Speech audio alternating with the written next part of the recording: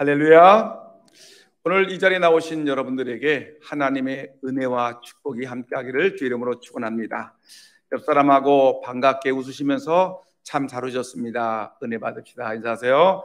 참 잘 오셨습니다. 은혜 받읍시다.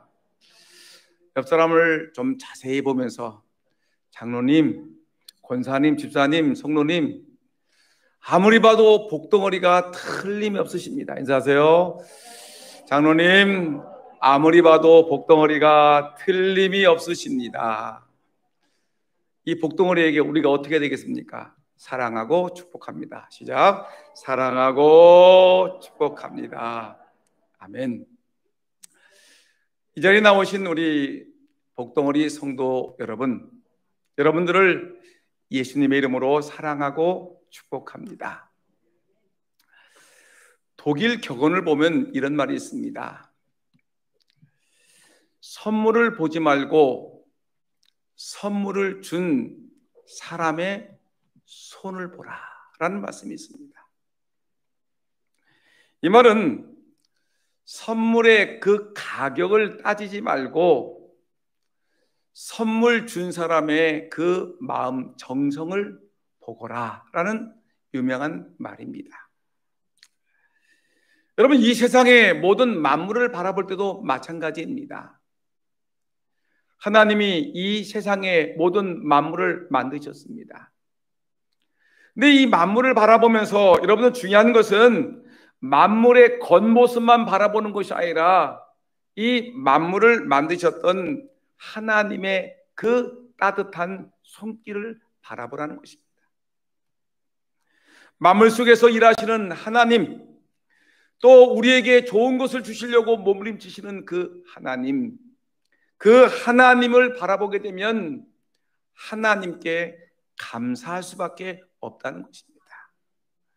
산을 바라보면 산을 주신 하나님께 감사, 바다를 바라보면 바다를 주신 하나님께 감사, 비가 내리는 날이면 우리에게 비를 주시는 하나님께 감사. 여러분, 이 땅의 모든 만물을 주신 우리 하나님의 손길을 바라보며 감사하며 살아가기를 예수님의 이름으로 다시 한번 축복합니다. 여러분, 오늘 본문의 말씀을 보니까 여호와께 감사하라. 그는 선하시며 그 인자하심이 영원함이로다. 하나님께 감사하라는 말씀이 나옵니다. 하나님의 인자하심이, 그 선하심이 영원하기 때문에 감사하라. 그리고 그 뒤에 이어지는 말씀들을 보게 되면 계속해서 감사하라, 감사하라, 감사하라는 말씀이 계속 이어져 나오고 있습니다. 여러분, 성경은 감사하라고 말합니다. 이 감사라는 말은 권면이 아니라 명령입니다. 근데 이 명령형인데 이 명령이 단 한 번 나오는 것으로 끝나는 것이 아니라 감사하라, 감사하라, 감사하라라고 계속해서 이어져서 감사란 말이 나오고 있습니다. 여러분, 왜 하나님은 우리에게 감사라고 명령하십니까? 왜 감사를 명령하십니까? 그냥 권면, 부탁을 하면 좋을 텐데 왜 하나님 우리에게 명령조로 말하기를 감사하라라고 명령하시는지 그 이유를 생각해 봐야 되겠습니다. 저는 생각해 봤습니다. 하나님이 우리에게 감사를 하라고 한 그 이유가 무엇인가 가만히 생각해 보니까 두 가지 이유가 있다고 생각합니다. 첫째는 하나님이 우리에게 감사할 때 우리를 행복하게 하기 위해서 감사하라고 명령하셨고요. 두 번째는 하나님께서 우리에게 복을 주시기 위해서 감사라고 우리에게 명령하셨음이 분명한 것입니다.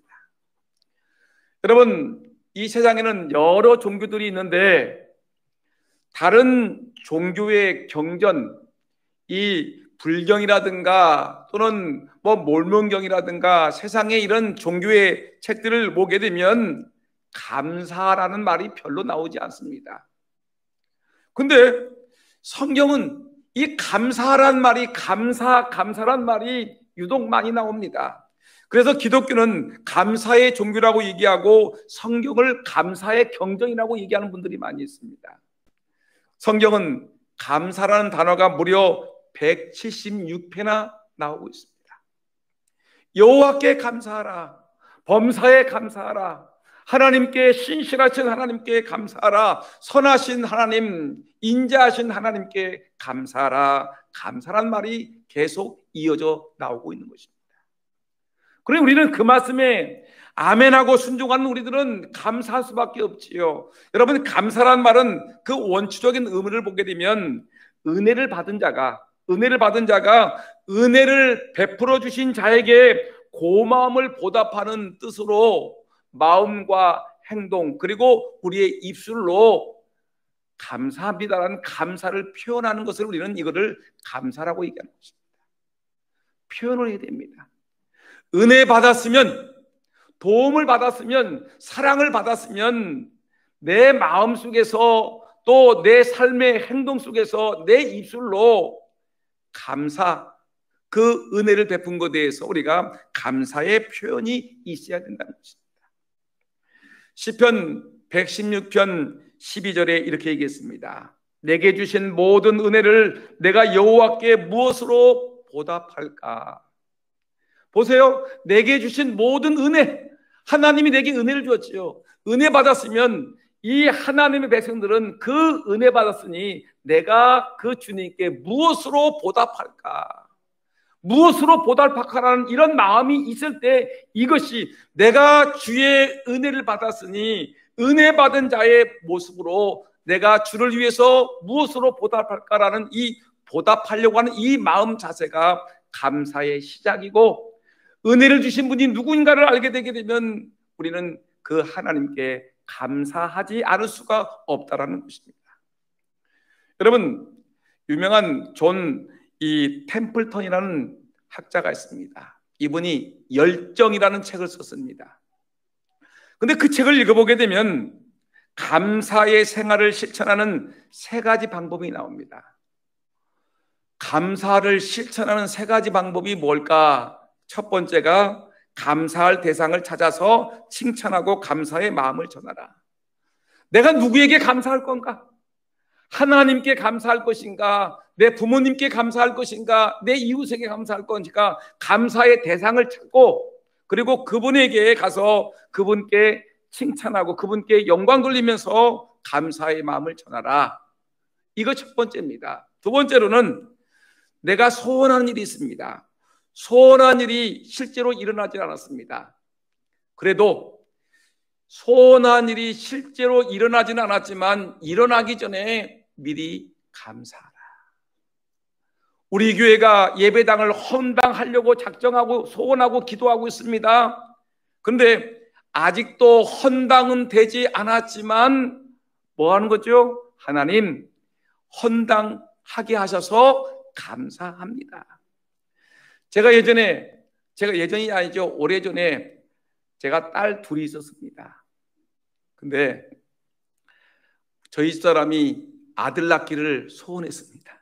얼마나 소원했는지 감사헌금에다가 하나님, 아들을 주시옵소서라고 이렇게 감사헌금을 냈는데, 제가 그 당시 남북교회 부목사로 있었는데 이 황승희 목사님이 감사헌금을 읽으시면서 말하기를, 홍 목사님, 아들 주셔서 감사합니다라고 읽으셨어요. 미리 저희들은 아들 주실 걸 믿습니다라고 예물 드렸는데 그 목사님은 아들 주신 것을 감사합니다라고 읽으셨어요. 미리 감사했어요. 떡두꺼비 같은 아들을 주셨습니다. 미리 감사하라. 미리 감사하라. 세 번째로는 우리에게 닥친 문제와 도전과 과제에 감사하는 것입니다. 어떤 소원을 이루어 나갈 때, 여러분, 집을 마련하려고 하면 집을 마련하기 위해서 땀 흘려 고생하고 수고해야 되지 않겠습니까? 닥친 문제, 도전, 과제에 그럼에도 불구하고 그런 하나님께 감사하는 이런 선물 감사도 있다는 것입니다. 근데 이것이 성경에 나와 있는 예수님의 모습인데, 여러분, 이 감사를 하게 되면, 미리 감사하게 되면 기적이 일어나는데, 요한복음 11장을 보니까 예수님의 친구임에서도 예수님을 따르던 나사로라는 젊은 청년이 죽음을 당했습니다. 죽은 지 벌써 나흘이 되었습니다. 시체가 썩어서 장사가 되었고 냄새가 납니다. 예수님이 나사로의 무덤을 찾아가셨습니다. 벌써 냄새가 나죠.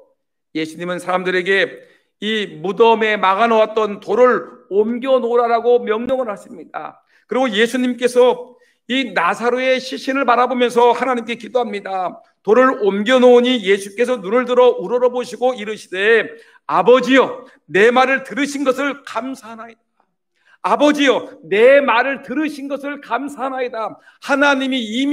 하나님께서 나사로를 살려주신 것을 믿는 마음으로 이미 내 말을 들으신 것을 감사합니다라고 하나님께 감사 기도 드렸더니, 여러분 잠시 후에 놀랍게도 이 나사로가 죽음 가운데서 털털 일어나는 모습을 우리에게 보여주는 것입니다. 여러분, 감사는 하나님께 감사할 때 놀랍게도 기적의 역사가 일어날 줄을 분명히 믿습니다. 그래서 영성학자인 헨리 나우엔, 아주 유명한 영성학자죠. 이 헨리 나우엔이 뭐라고 했냐면, 감사하는 삶에는 반드시 연습이 필요합니다.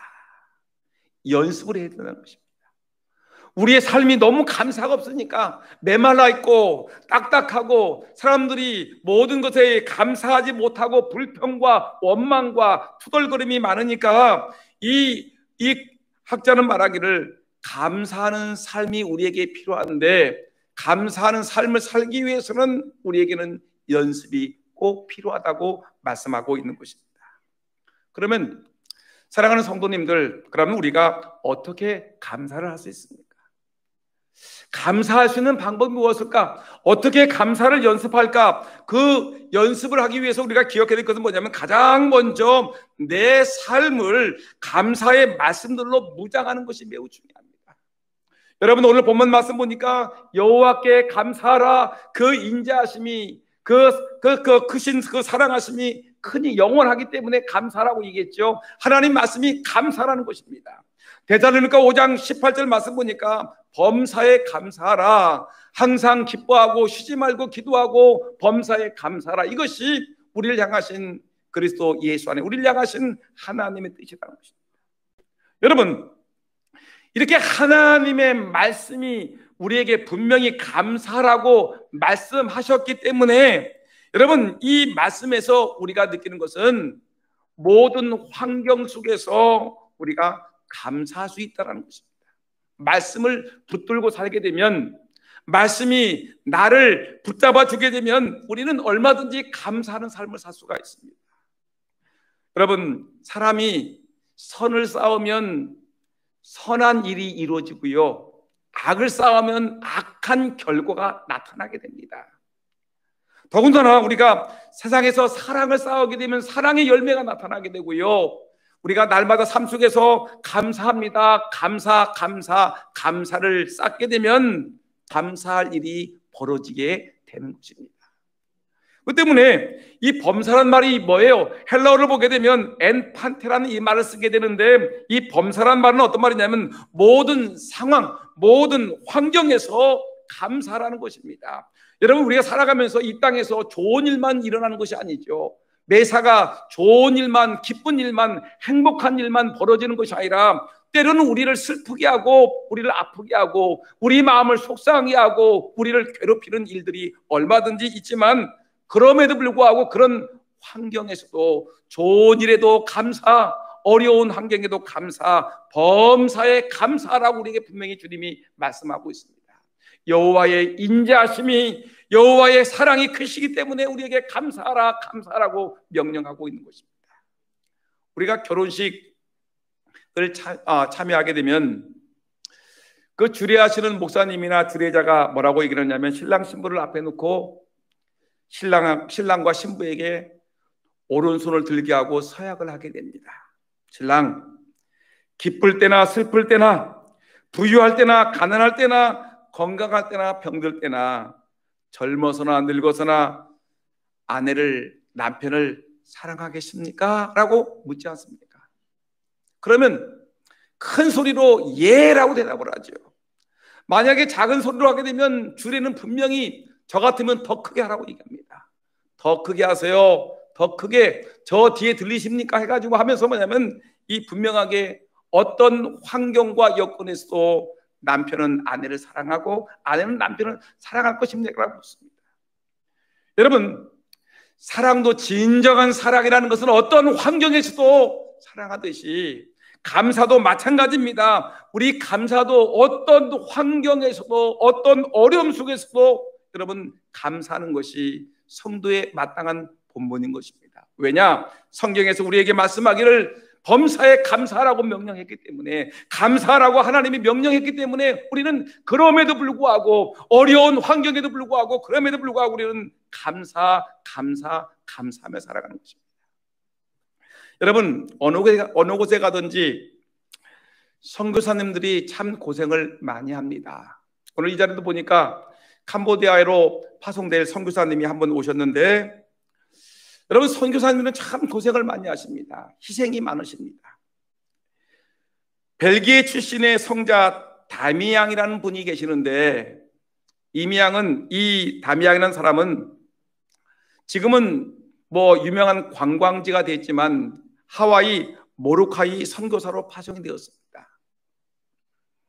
그 당시 모로카이는 나병 환자들, 그러니까 한센병을 걸린 사람들이 거기서 수용이 되어서 거기서 치료되고 거기서 죽어가는 아주 나병 환자촌이, 섬이 바로 모로카이라는 섬이었습니다.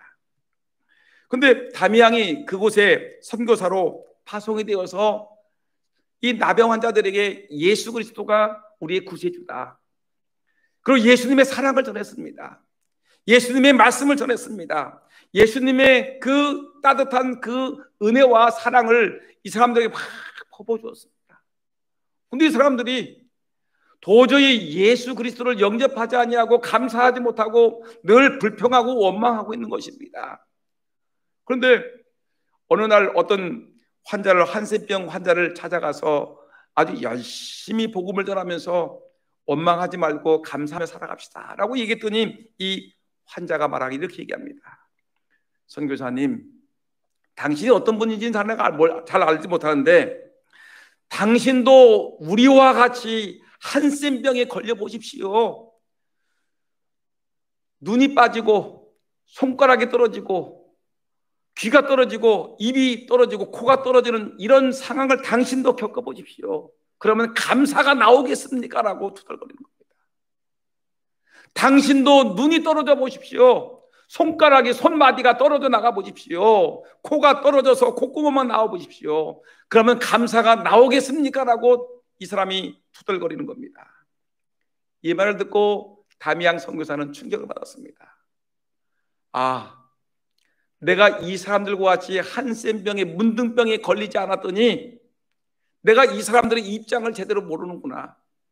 그러면 그 순간부터 기도하기 시작했습니다. 하나님, 나도 이 사람들과 똑같이 한센병에 걸려서 이들에게 예수의 사랑을 전하게 해달라고 기도하기 시작했습니다. 어느 날 아침 그가 잠에서 깨어 일어났더니 자기 몸이 이상하기 시작했습니다. 손마디가 썩기 시작합니다. 코가 썩기 시작합니다. 자신의 몸에 이상 증세가 생겨서 병원에 갔더니 당신도 문둥병에 한센병에 걸렸습니다 라고 통지를 받았습니다. 근데 여러분, 우리 같았으면 어떡하겠습니까? 막 땅을 치고 울겠지요. 선교라는 것이 무엇인지, 내가 이렇게 이곳에 와가지고 건강한 사람이, 엘리트에 있던 사람이 내가 이렇게 이곳에 와서 내가 이렇게 문둥병에 걸렸구나라고 탄식하며 울지 않겠습니까? 근데 이 다미양이나 선교사는 하나님께 감사하기 시작했습니다. 하나님, 감사합니다. 나도 저 한센병 환자와 같이 나도 그 병이 걸리게 하시니 감사합니다. 이제 설교할 때 이들에게 여러분이라고 얘기하지 않냐고 우리가란 말을 하게 하시니 감사합니다. 저들과 똑같은 입장이 되게 하시니 감사합니다. 그러므로 더욱더 복음이 전파되게 하시니 감사합니다라고 하나님께 감사하는 것입니다. 여러분, 이런 감사가 진정한 감사가 아니겠습니까? 상상을 초월하지요. 여러분, 환경을 초월하지요. 상황을 초월하지요. 여러분, 내가 좋은 일에만 감사하는 것이 아니라 어떤 어려움을 만나도 하나님께 감사. 여러분, 하나님의 말씀이 우리에게 감사라고 했으니, 범사에 감사라고 했으니 좋은 일에만 감사하는 것이 아니라 힘들고 어렵고 괴롭고 낙심한 그런 가운데서도 감사할 줄 아는 저와 여러분 모두가 되기를 예수님의 이름으로 축원합니다. 제가 중학교 시절이었습니다. 아주 오래된 세월인데, 그때 제가 그 당시에 여러분들 알겠지만 그 당시는 고등학교를 진학하려면 공부해가지고 시험을 쳤습니다. 전기고등학교, 후기고등학교 있었어요. 전기고등학교 저는 시험을 쳤습니다. 그래서 좋은 학교라고 하는 학교를 딱 쳤는데, 우리 아버지가 그렇게 원하는 고등학교, 제가 가고 싶었던 그런 학교였는데 제가 실력이 없어서 떨어졌습니다. 떨어져서 저희 아버님도 실망하고 저도 실망하고 저희 가족이 막 눈물 콧물을 흘리면서 이놈아 공부 좀 더 잘하지 하면서 막 낙심하고 있는데, 저도 실망이 큰데 그때 제 마음속에 스치는 말씀이 생각이 났습니다. 데살로니가 전서 5장 16절 17절 18절 말씀. 항상 기뻐하라, 쉬지 말고 기도하라, 범사에 감사하라. 바로 이것이 하나님의 뜻입니다. 여러분, 저는 그 말씀을 듣고, 그래, 내가 고등학교에 떨어졌다고 내가 낙심하고 절망할 것이 뭐냐? 하나님께 감사하자, 범사에 감사하라고 주님이 말씀하셨고, 그것이 하나님의 뜻이라고 주님이 분명히 말씀하셨으니, 그래, 내가 떨어진 것을 감사해야지.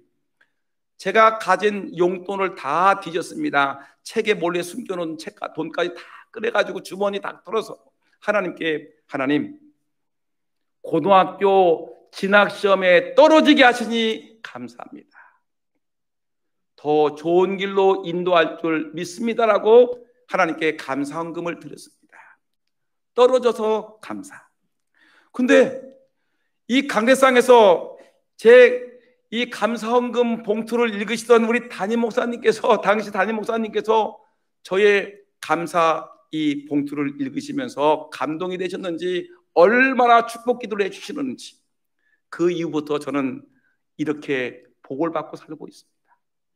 여러분, 저는 하나님께 어려워도 감사, 고난 중에도 감사, 낙심 중에도 감사라는 걸 알고 감사를 했더니 하나님 나에게 이런 축복을 주신 걸 저는 경험하고 체험하고 있습니다. 저는 목회자가 된 이후에 지금까지 1년 52조 한 주도 빠지지 아니하고 하나님께 감사의 내역을 쓰고서 감사 헌금을 하고 있습니다. 어려워도 하나님 감사합니다. 여러분, 아무리 어려워도 감사할 것을 찾으면 감사할 일이 얼마나 많은지 모릅니다. 감사할 것이 더 많습니까? 실제로는 여러분 아픈 것보다 감사할 일이 훨씬 더 많은데, 감사할 것을 찾아서 감사하게 되면요, 하나님께서 우리에게 1000배 만배로 하나님이 갚아 주시는 것입니다. 어려워도 힘들어도 하나님 말씀 붙들고, 하나님 말씀이 감사라고 했으니 그 감사 붙들고 감사해 나가는 저와 여러분 모두가 되기를 주의 이름으로 축원합니다. 하나님은 어떤 분이시냐면 이런 하나님이십니다. 너희들의 말이 내 귀에 들린 대로 행하시는 하나님. 성경 분명히 얘기했죠. 여러분들이 죽겠어 그러면 하나님 여러분들 죽게끔 하실 것이고, 못 살겠다 하고 하나님 여러분들을 못 살게끔 하실 것이고. 왜 그렇게 말하니까? 그럼에도 불구하고 주님 죽겠어요, 그럼에도 불구하고 감사하며 살겠습니다라고 하면 하나님이 죽을 만한 형편 속에서 여러분들을 감사하게 복되게 살게 하실 것입니다. 말씀대로, 여러분들의 입에서 나온 대로 감사가 있으면 감사의 복을 주실 것이고, 불평하고 원망하고 투덜거리며 못 살겠다고, 안 되겠다고 한 사람들은 못 살게 하실 것이고 안 되게 하실 것입니다. 항상 감사의 말씀 붙들고 살아가는 저와 여러분 모두가 되기를 예수님의 이름으로 축원합니다. 그 다음에 감사 연습 하나만 더 합시다. 어떻게 하면 작은 것부터 합시다. 큰 거 하려고 하지 마시고요. 여러분, 큰 감사하려고 하지 마시고요, 작은 감사부터 합시다. 범사에 감사란 말은 아까 얘기했지, 어떤 환경과 여건에서도 감사라는 말씀이 있지만 범사에 감사라는 것은 작은 일, 사소한 것도 하나님께 감사할 수 있어야 된다는 것을 우리에게 말씀하고 있는 것입니다. 요즘 대학에 가게 되면, 요즘 대학 가는 여러분, 이 대학 입학생들을 지금 모집하고 있죠.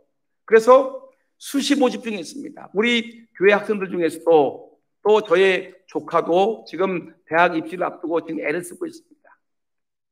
여러분, 대학 입학 시험을 치르는 이 학생들은 얼마나 고민이 많겠까요? 그 부모님들도 얼마나 고민이 많을까요? 근데 합격을 해서 하나님께 감사하는 것도 여러분 이거는 어떻게 하면 큰 감사라고 생각합니다. 합격을 했으니까 감사. 그런데 여러분 이 감사, 사소한 감사는 뭐냐면, 하나님 그래도 내가 3년 동안 이 고등학교 과정을 다 마치고 대학 입학 시험을 치를 수 있는 자격도 주시니 감사합니다. 합격이고 불합격이고 상관없이 자격만 가진 것도 감사.